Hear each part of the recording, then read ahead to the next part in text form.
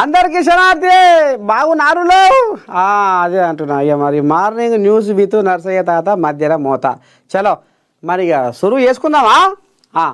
ముందుగా మహాపత్రికను తీసుకొచ్చిన మహాపత్రికలు మరి ఏం రాసుకొచ్చిర్రు, ఏంది ఏం కథ. భారత్ ఇప్పుడు అన్స్టాపబుల్, ఉగ్రదాడుల తర్వాత ఎదురుదాడులే, ప్రధాని మోదీ హెచ్చరిక. ఏమని హెచ్చరిక చేసిండో ఒక్కసారి చూద్దాం. ఎలా రెండున్నా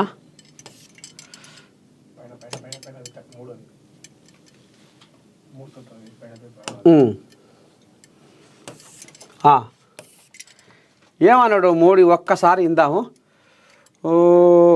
ఇగోది భారత్ ఇప్పుడు అన్స్టాపబుల్ పని, ఉగ్రదాడుల తర్వాత ఏమాత్రం మౌనంగా ఉండదని ప్రధాని నరేంద్ర మోదీ పేర్కొన్నారు. సర్జికల్ స్ట్రైక్స్, వైమానిక దాడుల ద్వారా ఎదురుదాడి చేస్తుందని స్పష్టం చేశారు. శుక్రవారం ప్రముఖ వార్తా సంస్థ సమ్మిట్లో ప్రసంగించిన ఆయన అనేక అడ్డంకులు, స్పీడ్ బ్రేకర్లు ఉన్నప్పటికీ భారత్ను ఎవరు ఆపలేరని తేల్చి చెప్పారు. భారత్ ఇకపై ఉగ్రవాద దాడుల తర్వాత మౌనంగా ఉండదు. వైమానిక దాడులు, సర్జికల్ స్ట్రైక్స్, ఆపరేషన్ సింధూర్ ద్వారా వారికి తగిన సమాధానం ఇస్తుంది. ప్రపంచవ్యాప్తంగా యుద్ధాలే ప్రధాన అంశాలుగా ఉన్నప్పుడు భారత్ వేగంగా అభివృద్ధి చెందుతున్న ఆర్థిక వ్యవస్థగా ముందుకు సాగింది. తద్వారా మనపై విమర్శలు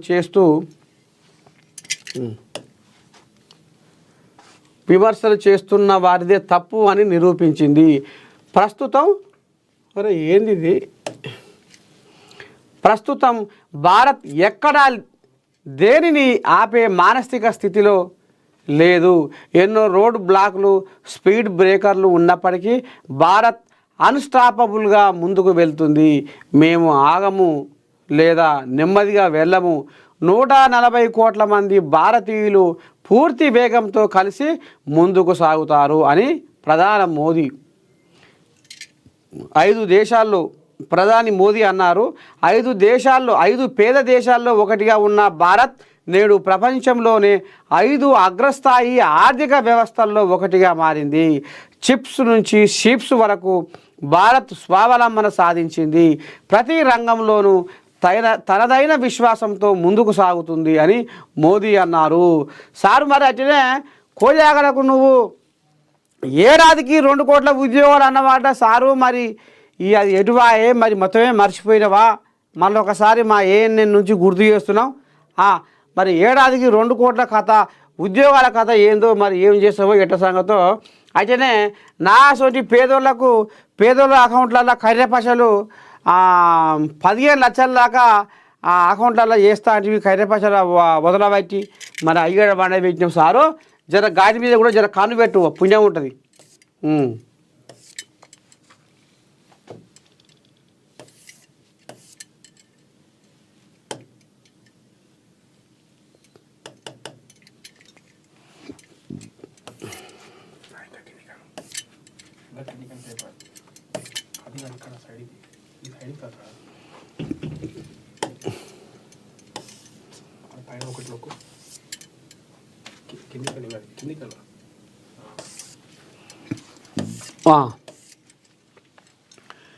మీరు దేవుడు స్వామి, అక్షరాల 5,000 మరో బిడ్డకు ప్రాణం పోసిన మహేష్ బాబు.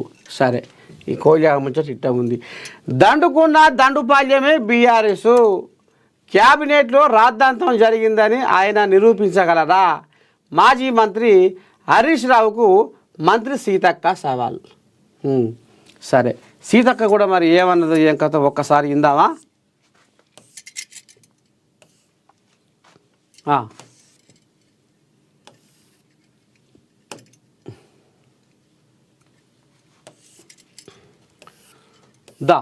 ఇగో క్యాబినెట్లో రాద్ధాంతం జరిగిందని ఆయన నిరూపించగలరా?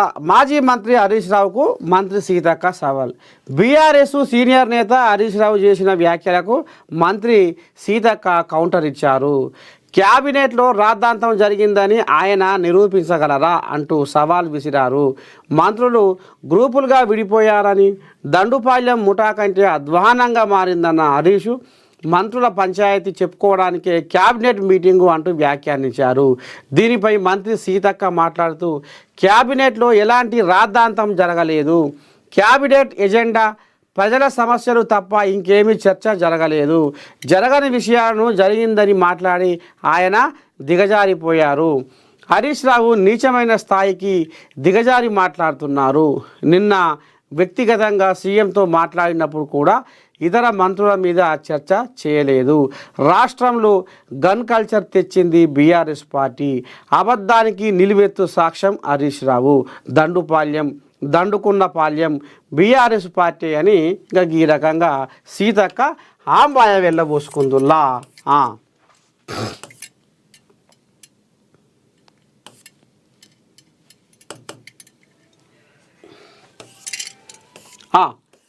ఇకపోతే బీసీ రిజర్వేషన్ల సాధనకు నేడు రాష్ట్ర బంద్. కాంగ్రెస్, బీఆర్ఎస్, బీజేపీ సహా అన్ని రాజకీయ పక్షాల మద్దతు. 42% బీసీ రిజర్వేషన్లు కాంగ్రెస్ పేటెంట్ హక్కు. పీసీసీ చీఫ్ మహేష్ కుమార్ గౌడ్ కవితను కలిసిన బీసీజేఏసీ బంద్కు మద్దతు. అమ్మా, కవితమ్మ కూడా మద్దతు తెలుపుతుందట నువ్వు. అయితే ఒక్కసారి మనం బీసీ కోయాలని మందలిద్దాము.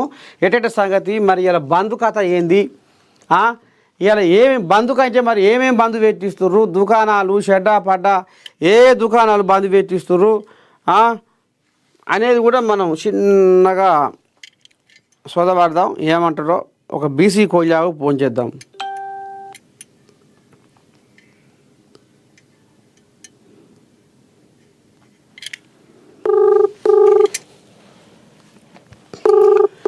అంబాల నారాయణ గౌడు, ఇది నమస్తే. శనార్థి ఎక్కడున్నావే ఓ పెద్ద మనిషి? అది అన్న మనం 11 గంటలకు వెళ్తాం. నారాయణ కూడా ఫ్లైఓవర్ ఉంది కదా.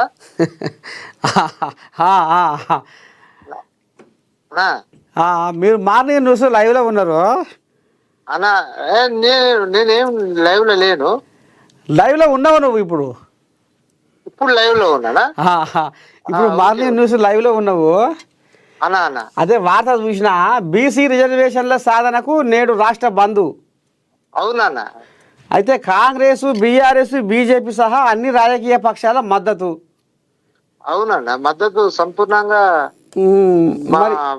బీసీ పొలిటికల్ ఫ్రంట్ గా 42% రిజర్వేషన్ల సాధన సమితిగా ఈ రోజు రాష్ట్ర వ్యాప్తంగా బీసీ శ్రేణులను మా ఫ్రంట్ సంబంధించిన నాయకులందరూ కూడా నిన్ననే కార్యాచరణ రూపొందించి మేము పిలుపునివ్వడం జరిగింది.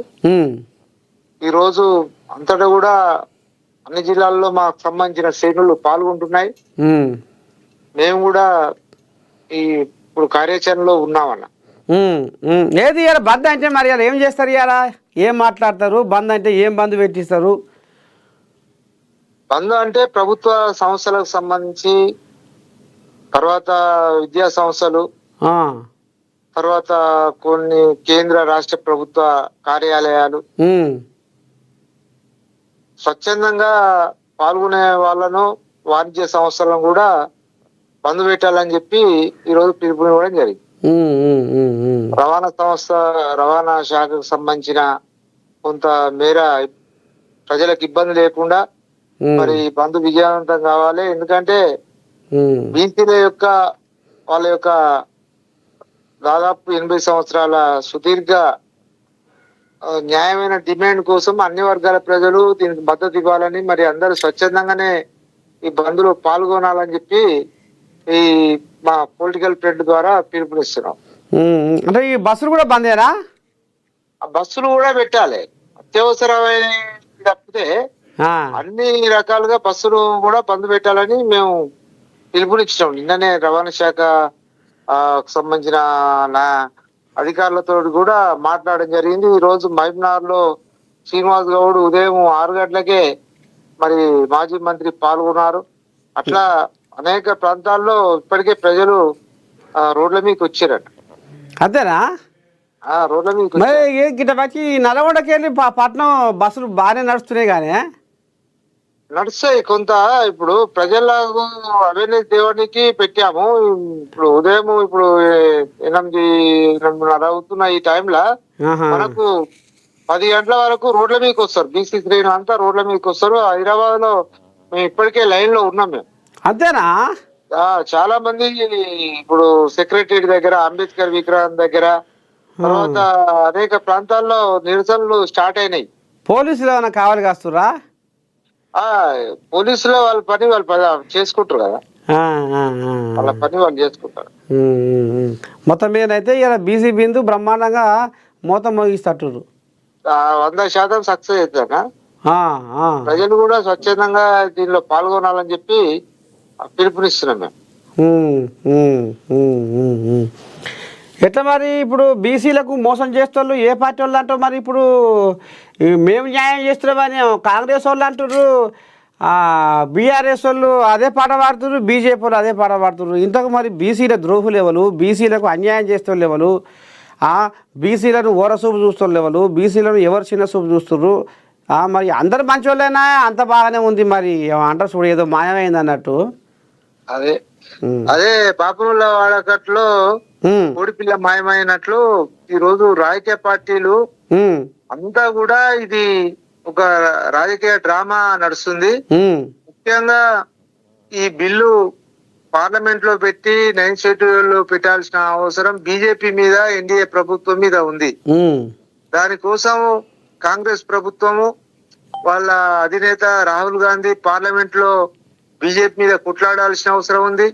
రాష్ట్ర ముఖ్యమంత్రి రేవంత్ రెడ్డి గారు మరి ఇక్కడ ఉండే అన్ని పార్టీల ప్రతినిధులను, బీసీ సంఘాలను, కుల సంఘాల నాయకులను, సామాజిక శక్తులను కలుపుకొని మరి ఢిల్లీలో మరి నరేంద్ర మోడీ గడవాల్సిన అవసరం ఉంది. దాంతో పాటు ఢిల్లీలో మరి ధర్నాలు, రాస్తారోకోలు, వంట వార్పులు అక్కడనే చేసి మరి రిజర్వేషన్లు 42% సాధించుకోవాల్సిన అవసరం ఉంది. ఇప్పుడు బీజేపీ నారాయణ ఇప్పుడు బీజేపీ వాళ్ళు ఏమంటున్నారు అంటే, మమ్మల్ని అడిగి మీరు కామారెడ్డిలో మీరు బీసీ డిక్లరేషన్ మీరు ప్రకటించారా 42%? మమ్మల్ని అడిగిర్రా? మీరు మీ నోట మీరు అన్నారు, మీరు ఎట్లా అన్నారో అట్లా కానియ్యి అనేది ఇప్పుడు బీజేపీ వాళ్ళు అంటుర్రే. మరి ఏమంటావు దీని మీద?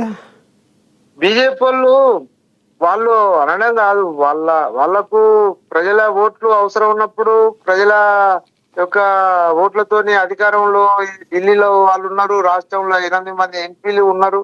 ప్రజల ఏజెండా ముందుకు వచ్చినప్పుడు ఇప్పుడు ఎవరో ఒకరు మూట ఇప్పాల్సిన అవసరం ఉంటది. సద్దీబువ మూట ఇప్పకపోతే అందులో ఎవరు వాళ్ళ తొక్కుందా, ఉప్పుందా, పప్పుందా అనేది తెలుస్తుంది. కాబట్టి కాంగ్రెస్ వాళ్ళు బీసీల సమస్యలను గుర్తెరిగి వాళ్ళు రాజకీయంగా వెనుకబడ్డరు, వాళ్ళు అన్ని రంగాల్లో అభివృద్ధిలో లేరని చెప్పి కామారెడ్డి డిక్లరేషన్ లో పెట్టారు. అది ఈ రోజు ఒక రాజకీయ ఎజెండాగా మారింది. బీసీ సమాజం అంతా కూడా మేల్కొని రోజు రోడ్ల మీదకి వస్తారు జనాలు. వస్తున్నప్పుడు దానికి రాజకీయ ప్రక్రియ జరిగింది, కులగణన జరిగింది, డెడికేషన్ కమిటీ పెట్టారు. తర్వాత దాన్ని ఢిల్లీలో ధర్నాలు జరిగినాయి, అసెంబ్లీలో అన్ని పార్టీలు తీర్మానం చేసినాయి. బీజేపీ, కాంగ్రెస్, టిఆర్ఎస్, ఎంఐఎం, సిపిఐతో సహా అన్ని పార్టీలు మేము బీసీల 42% రిజర్వేషన్లకు సంపూర్ణ మద్దతు ఇస్తామని చెప్పి ఏకగ్రీవంగా తీర్మానం చేసి గవర్నర్ కు, రాష్ట్రపతికి బిల్లులు 3 నెలలు ఒకసారి అయింది, ఒకసారి 1 year అయిపోతుంది. మరి బిల్లులు అన్ని కూడా కేంద్ర ప్రభుత్వ పరిధిలో ఉంటాయి. గవర్నర్ గాని, రాష్ట్రపతి గాని వాళ్ళకి సంబంధించిన వ్యక్తి వాళ్ళు సంతకాలు పెడితే ఈ రోజు 42% రిజర్వేషన్లు అవుతాయి.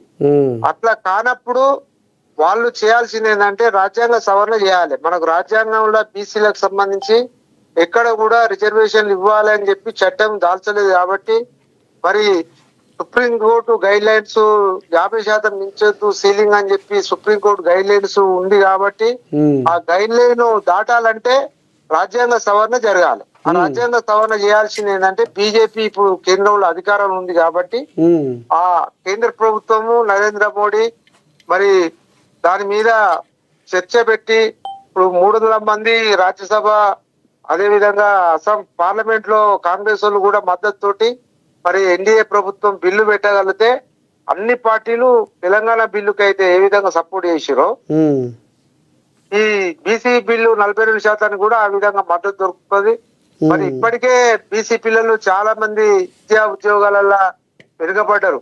ఈరోజు ఈడబ్ల్యూఎస్ రిజర్వేషన్లకు సంబంధించి కేంద్ర ప్రభుత్వము ఎవరు అడగ ముందుకే పార్లమెంట్ లో 3 రోజుల బిల్లు పెట్టి వాళ్ళకు ఈడబ్ల్యూఎస్ రిజర్వేషన్లు ఇచ్చి విద్యా ఉద్యోగాల్లో ఈ రోజు మొన్న జరిగిన గ్రూప్ 1 ఉద్యోగ నియామకాల్లో మరి వాళ్ళ శాతం దాదాపు 200 వరకు ఈడబ్ల్యూఎస్ సంబంధించిన పిల్లలు మరి గ్రూప్ 1 ఉద్యోగాలు సాధించడం జరిగింది. ఉమ్, మరి బీసీలకు సంబంధించి ఈడబ్ల్యూఎస్ వాళ్ళకంటే ఎక్కువ మార్కులు వచ్చినా కూడా మరి మొన్న ఎగ్జామ్ లో వాళ్ళ ఫలితాలు రాక ఉద్యోగాలు రాక నిరాశ నిస్పృహలకు గురయ్యారు. కాబట్టి ఉమ్, మా వాటా ఎంతనో మాకంత మేము దాదాపు 60% ఉన్నాం. ఉమ్, 60%కి 42% రిజర్వేషన్లు ఇవ్వడానికి ఉమ్, వాళ్ళకి ఇబ్బంది ఏముంది? ఈ దేశము గణతంత్ర దేశం. ఇక్కడ గణతంత్రం అంటే ఎవరి లెక్క ఎంతో వాళ్ళకంత వాటా అని చెప్పి మనకు భారత రాజ్యాంగం గణతంత్ర దినోత్సవం అంబేద్కర్ రాసిన రాజ్యాంగం అమలైన కాంచెలి ఇప్పటి వరకు బీసీలకు బీసీ పిల్లలకు ఉద్యోగాల రాజకీయాల అన్యాయమే జరుగుతుంది. ఉమ్, ఒక మంగళాయన దేశానికి నాగరిక సమాజం కోసం సేవ చేస్తే కనీసం వార్డ్ నెంబర్ కాలేని పరిస్థితి. ఉమ్, ఒక ఒడ్డరాయన మరి ఈ రోజు బండలు కొట్టి కొండలను పిండి చేసి దారులు రహదారులు వేస్తే వాళ్ళు కనీసం ఒక సర్పంచ్ కాలేని పరిస్థితి. ఉమ్, ఒక విశ్వకర్మ ఈ దేశానికి కొలిమి తిప్పి మరి నాగలి నుండి చేతి వృత్తులకు సంబంధించిన పనులు చేస్తే కనీసం గ్రామాలలో వాళ్ళు ఒక ఎంపీటీసీ కాలేని పరిస్థితి ఉంది.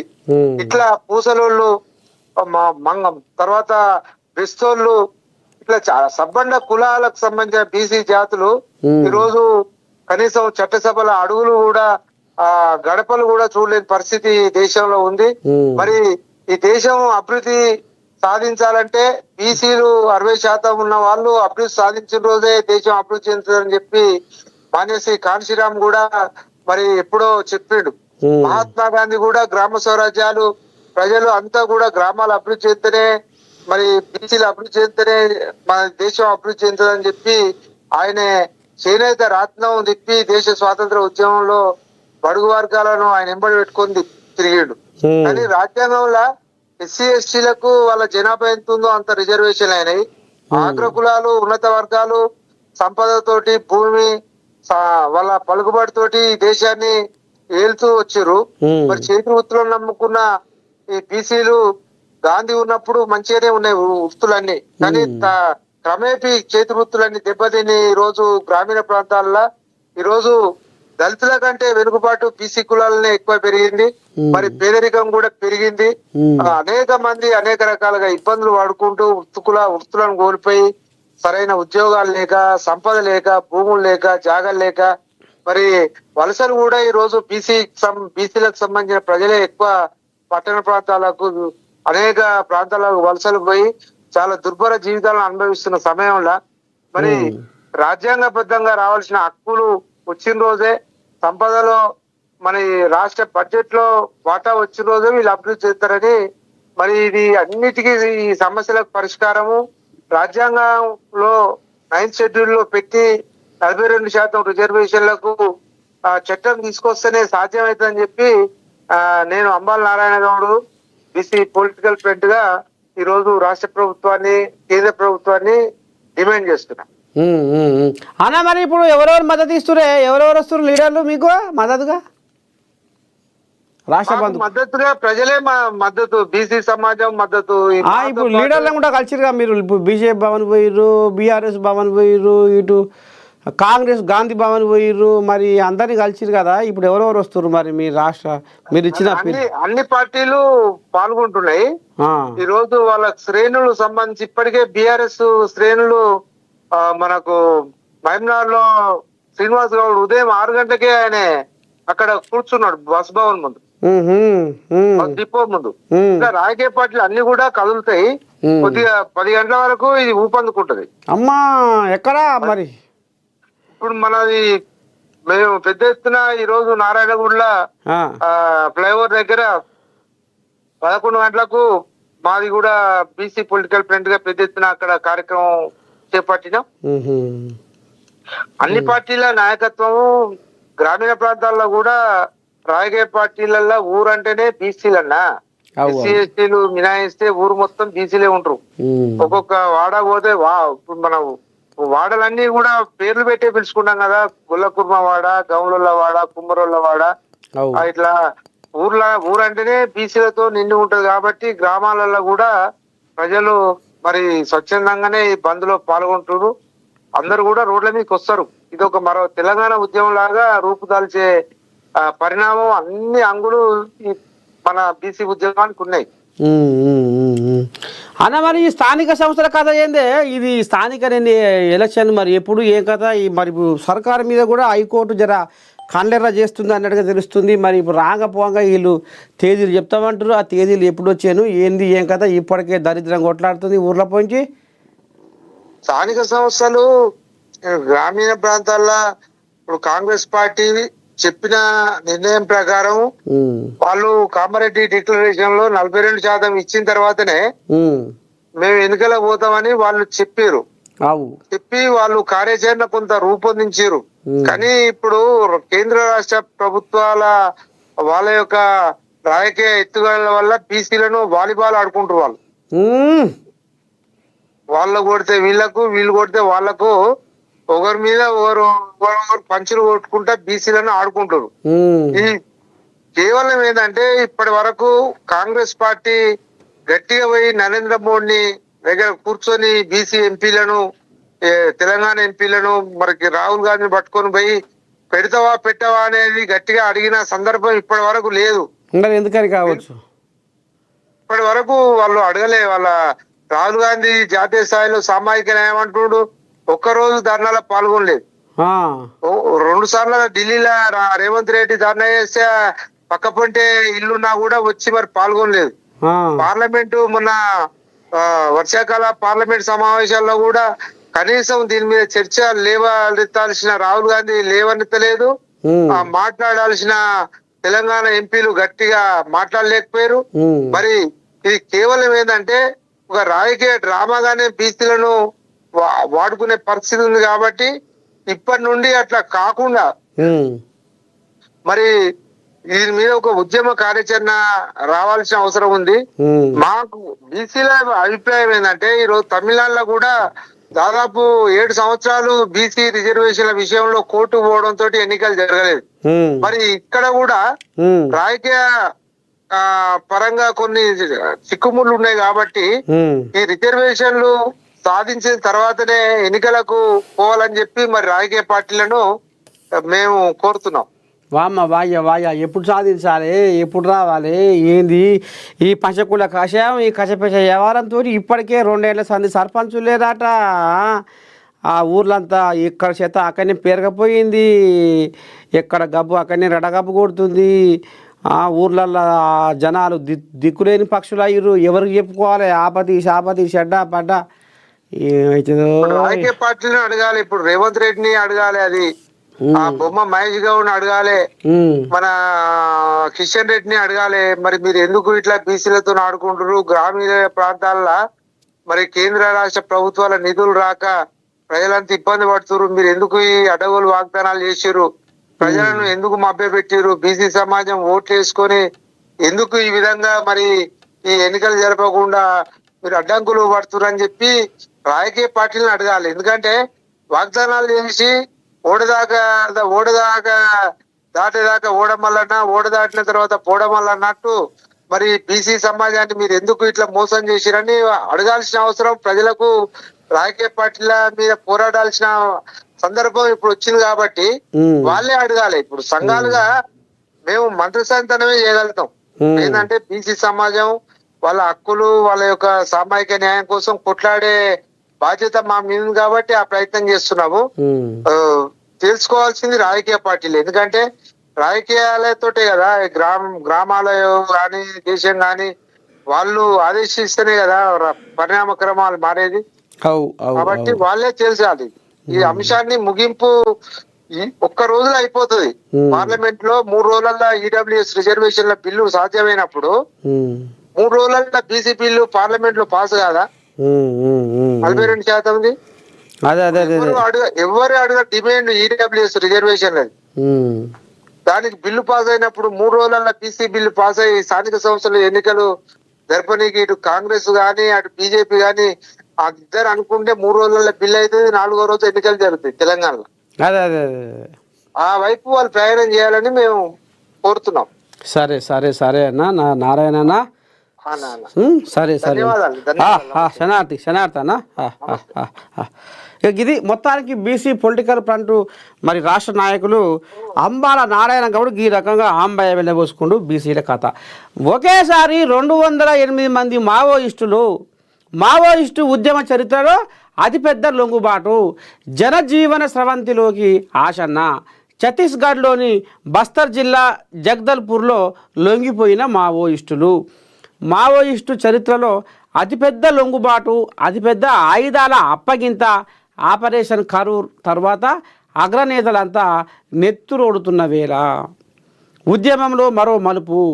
మావోయిస్టు అగ్రనేత కేంద్ర కమిటీ సభ్యుడు ఆశన్న అలియాస్ రూపేష్ సహా 208 మంది నక్సలైట్లు లొంగిపోయారు.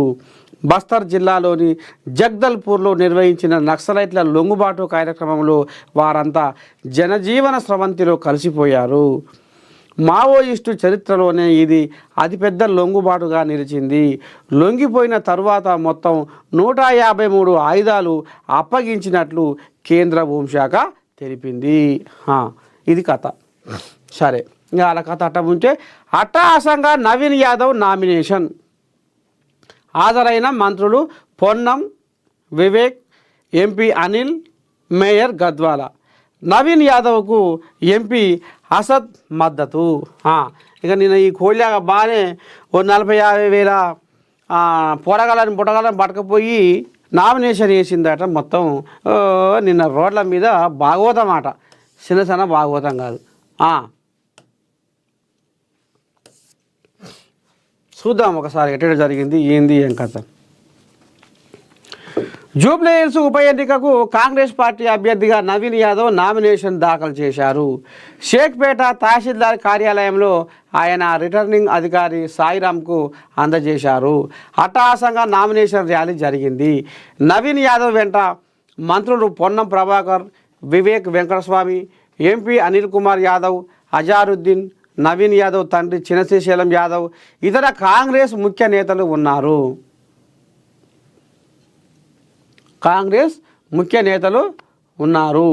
10 ఏళ్ల పాటు జూబ్లీహిల్స్ పరిస్థితి అగమ్య గోచరంగా మారిందని ఎంపీ అసదుద్దీన్ ఓవైసీ అన్నారు. షేక్పేట తహసీల్దార్ కార్యాలయం వద్ద ఎంపీ అసదుద్దీన్ నవీన్ యాదవ్ను ఆలింగనం చేసుకొని శుభాకాంక్షలు తెలిపారు. ఈ సందర్భంగా ఆయన మాట్లాడుతూ నువ్వు గెలవాలని అన్నారు. అన్ని వర్గాలను కలుపుకొని పోవాలంటూ సూచించారు. నామినేషన్ సందర్భంగా నవీన్ యాదవ్ భారీ ర్యాలీ నిర్వహించారు. నామినేషన్ సందర్భంగా మంత్రి పొన్నం ప్రభాకర్ మాట్లాడుతూ ప్రజల దృష్టిని మళ్లించేందుకే బీఆర్ఎస్ ఓట్ చోరీ అంశాన్ని ముందరేసుకుందన్నారు. కంటోన్మెంట్లో శ్రీ గణేష్ను గెలిపించినట్టుగానే జూబ్లీహిల్స్లో నవీన్ యాదవ్ను గెలిపించాలని కోరారు. తెలంగాణలో ప్రజాపాలన కొనసాగుతుందని, జూబ్లీహిల్స్ను రోల్ మోడల్గా తీర్చిదిద్దుతామని చెప్పారు. కాంగ్రెస్ అభ్యర్థి నవీన్ యాదవ్ మాట్లాడుతూ తనకు టికెట్ ఇచ్చిన కాంగ్రెస్ పెద్దలకు ధన్యవాదాలు తెలిపారు. కాంగ్రెస్ పార్టీ చేస్తున్న అభివృద్ధితో జూబ్లీహిల్స్లో గెలుస్తానని ధీమా వ్యక్తం చేశారు.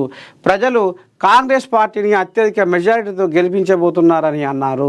నవీన్ యాదవ్ నామినేషన్ కార్యక్రమంలో కార్మిక గనుల శాఖ మంత్రి గడ్డం వివేక్ వెంకటస్వామి, ఎంపీ అనిల్ కుమార్ యాదవ్, మేయర్ గద్వాల విజయలక్ష్మి తదితరులు పాల్గొన్నారు. మొత్తానికి నిన్న అట్టహాసంగా నవీన్ యాదవ్ నామినేషను కథ జరిగిందట నుల్లా. సరే,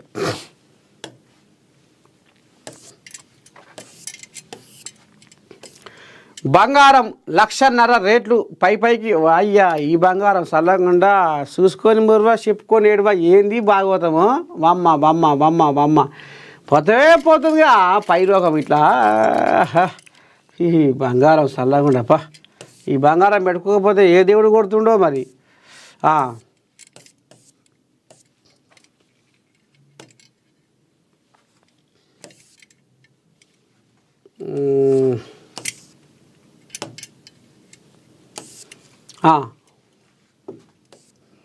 ఇదేంది ఇది? విద్యార్థులకు పాలు, బ్రేక్ఫాస్టు, లంచ్ 2026 జూన్ నుంచి అమలుకు సర్కారు శ్రీకారం. మంచి పని.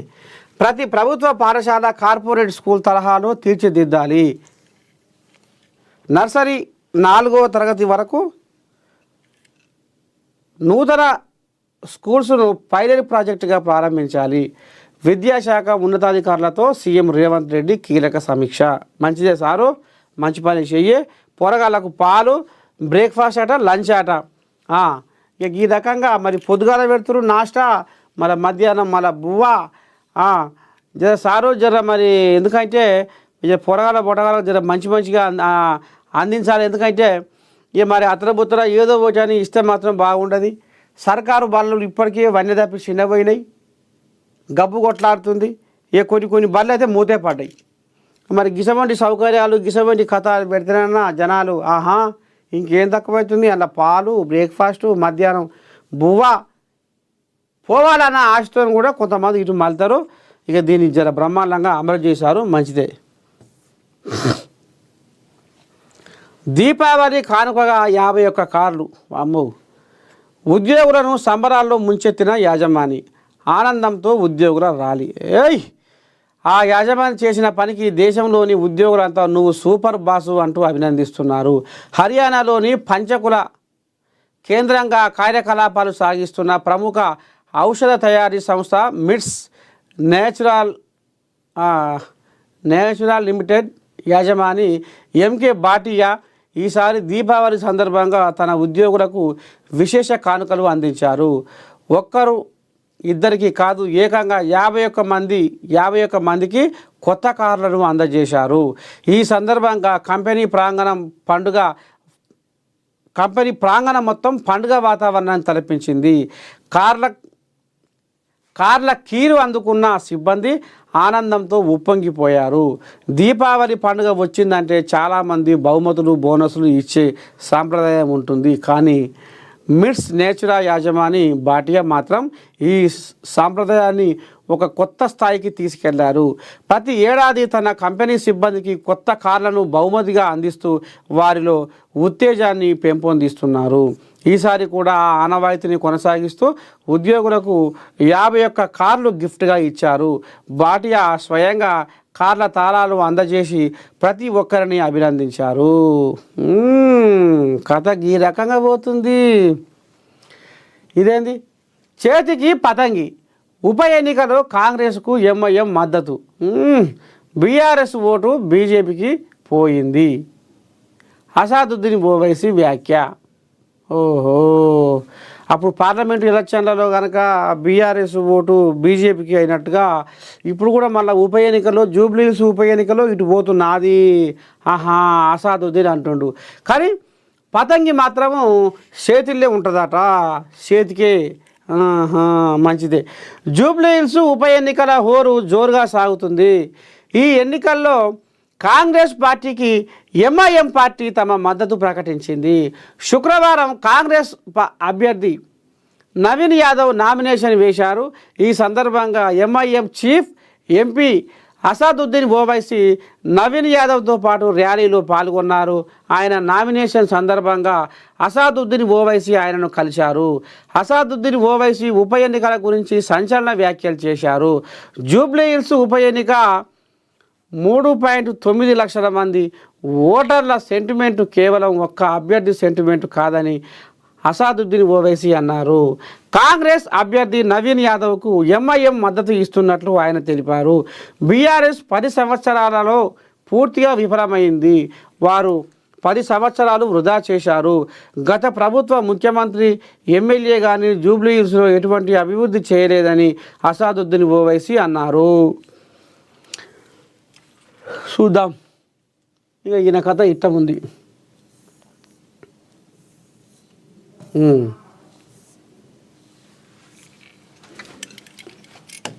దా ఇంకేముంది, ఇండియాలో నెంబర్ 1 హైదరాబాదే, గ్లోబల్ కంపెనీలకు హైదరాబాదే కేర్ ఆఫ్, 10 రోజులకు ఒక కొత్త బీసీసీ ఏర్పాటు, హైదరాబాద్కు అమెరికా కంపెనీల క్యూ, మౌలిక సదుపాయాలకు తోడు ప్రభుత్వ మద్దతు. పత్తి ఉత్పత్తిలో మనమే టాప్, దేశంలోనే తెలంగాణ నెంబర్ 1, కేంద్రం ప్రశంసలు, వాణిజ్య రాష్ట్రాలను దాటి ముందుకు. పత్తి ఉత్పత్తిలో తెలంగాణ దేశంలోనే నెంబర్ 1గా నిలిచింది. అమ్మా వాంబో, గుజరాత్, మహారాష్ట్ర లాంటి వాణిజ్య రాష్ట్రాలను తలదన్ని పత్తి ఉత్పత్తిలోనూ తెలంగాణ నెంబర్ 1 స్థానానికి ఎగబాకింది. రాష్ట్రంలో 45 లక్షల ఎకరాల్లో పత్తి సాగు అవుతుందని, 22 లక్షలకు పైగా రైతులు పత్తిని పండిస్తున్నారని కేంద్ర మంత్రి కిషన్ రెడ్డి శుక్రవారం ప్రకటించారు. దేశంలోనే తెలంగాణ నెంబర్ 1 పత్తి రాష్ట్రంగా మారిందన్నారు. గత ఏడాది కూడా తెలంగాణ సాటి లేని మేటిగా నిలిచింది. పత్తి కొనుగోళ్లలో దేశంలోనే తెలంగాణ అగ్రస్థానంలో నిలిచింది. అయ్యో, తెల్ల బంగారం పుచ్చిపోతుందటంలో తెలంగాణలో. అమ్మని స్వామి రంగ లైన్ ఇక రుచిగా అన్నారు. ఇక మరవారు ఇక.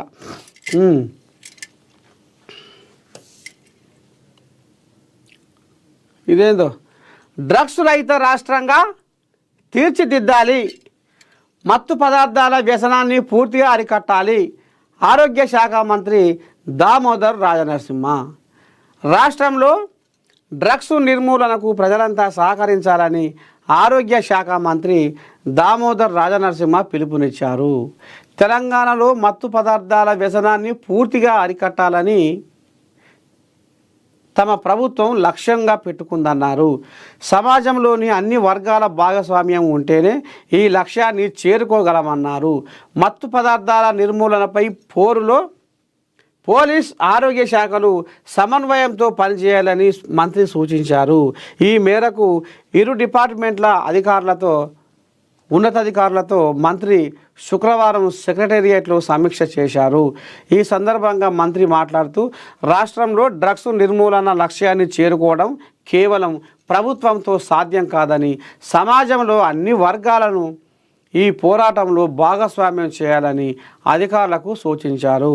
పిల్లలు మత్తు పదార్థాలకు అలవాటు పడకుండా తల్లిదండ్రులు, టీచర్లు జాగ్రత్తగా చూసుకోవాలన్నారు. మత్తు పదార్థాలు తీసుకుంటున్న వారిలో వచ్చే బిహేవియర్ చేంజెస్ గురించిన అవగాహన ప్రతి పేరెంట్కు, టీచర్కు ఉండాలన్నారు. ఈ విషయంలో విస్తృత ప్రచారం జరగాలని మంత్రి సూచించారు. మత్తు పదార్థాల వినియోగం వల్ల కలిగే అనర్థాల గురించి ప్రజలకు అవగాహన కల్పించాలని, స్కూళ్ళు, కాలేజీలు, హాస్పిటల్లో రెగ్యులర్గా కార్యక్రమాలు నిర్వహించాలని మంత్రి సూచించారు. ఇది కథ.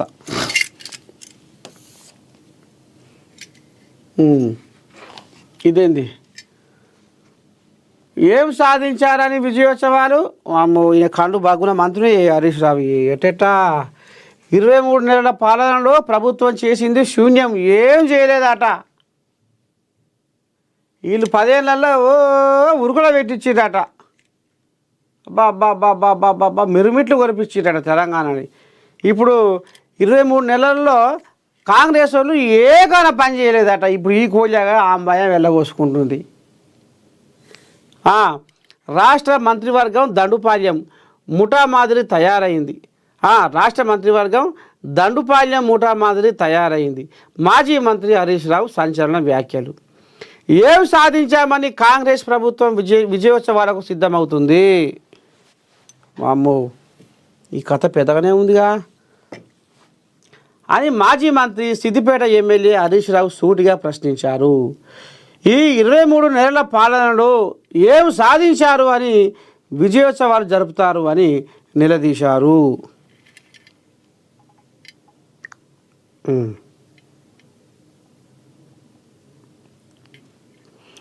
ఒక కోళ్ళగా ఫోన్ చేద్దాం. PCC general secretary Chenagani Dayakar ఏమంటాడో చూద్దాం. ఏం చేయలేదట 23 నెలలలో, ఏం చేయలేదట కాంగ్రెస్ వాళ్ళు. ఈ 20 Your call has been forwarded to voicemail. The person you're trying to ఉమ్.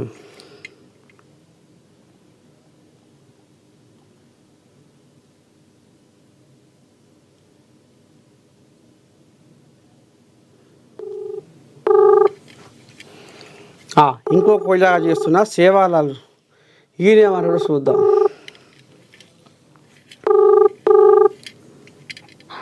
అన్నా శనార్థి ఓ పిల్లగా, అన్నా నమస్తే శనార్థి. శనార్థి మీరు మార్నింగ్ న్యూస్ లైవ్లో ఉన్నారు.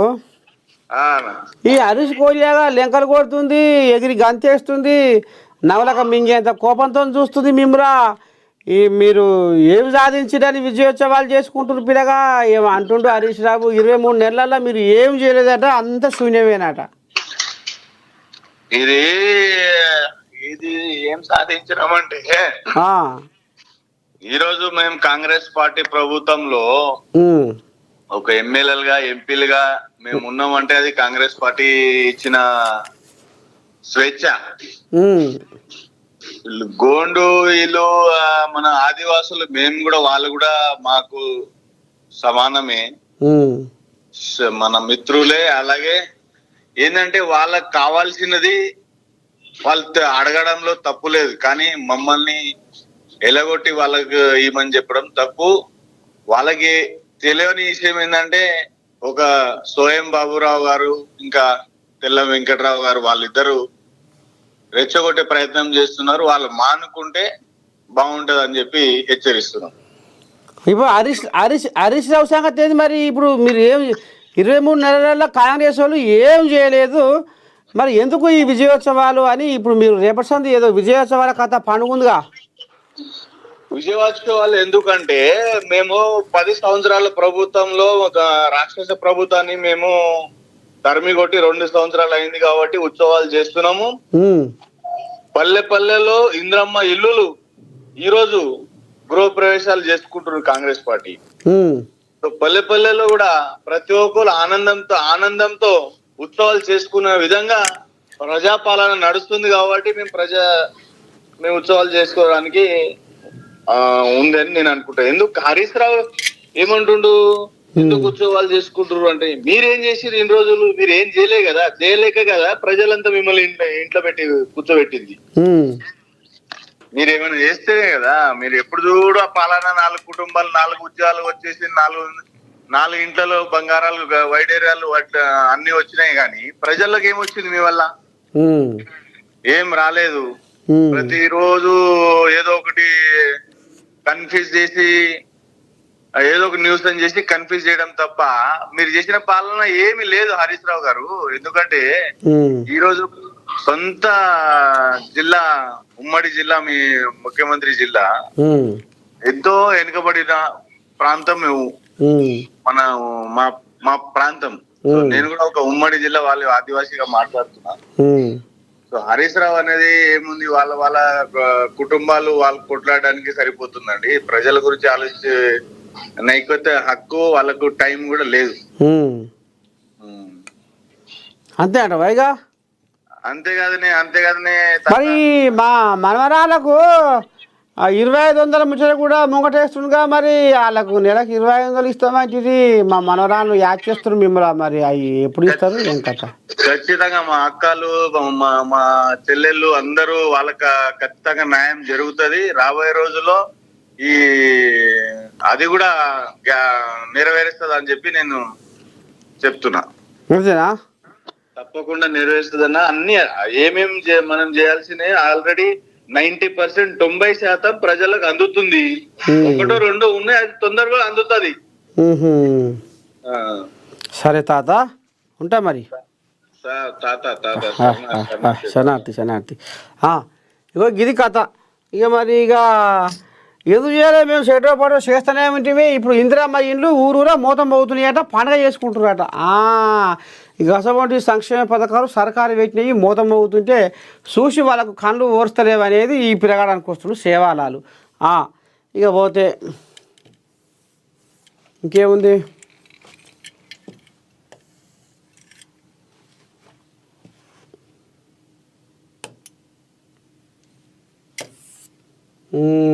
మత్తుపై ఉక్కుపాదం మోపాలి. సరే,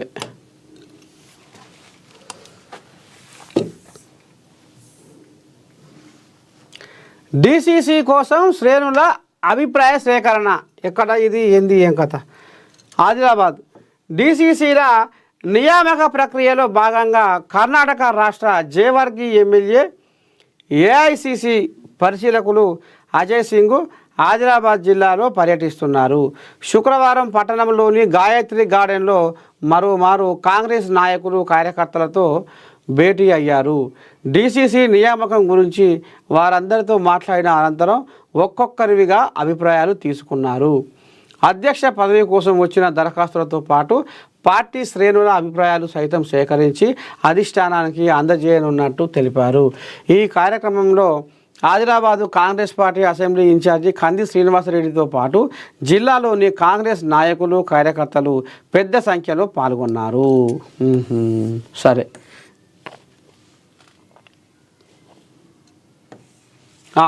బీసీ బంద్కు పూర్తి మద్దతు. ఎవరు? కంది శ్రీనివాసరెడ్డి. బీసీలకు 42% రిజర్వేషన్ల అమలు కోసం బీసీ జేఏసీ తలపెట్టిన రేపటి బంద్కు తమ పూర్తి మద్దతు ఉంటుందని Adilabad Congress party assembly incharge Kandi Srinivasa Reddy ఒక ప్రకటనలో తెలిపారు. బీసీ బంద్లో అన్ని వర్గాల ప్రజలు హాజరై తమ సంఘీభావం తెలపాలని కోరారు. బీసీలకు 42% రిజర్వేషన్ల విషయంలో కాంగ్రెస్ పార్టీ కట్టుబడి ఉందని తెలిపారు. బంద్లో బీసీల ప్రజలు పెద్ద సంఖ్యలో పాల్గొని విజయవంతం చేయాలని కోరారు. ఇక మొత్తానికి ఈ రకంగా నడుస్తుంది, చూడాలి. మరి ఇదేంది? మీడియా ప్రతినిధులపై ప్రభుత్వ దాడి సరికాదు. ఇదెక్కడి కథరు? ఎట సంగతి ఇది? పీడిత ప్రజల సాధక బాధలు, ప్రభుత్వ లోపాలను వెలుగెత్తి చూపిస్తున్న మీడియా ప్రతినిధులు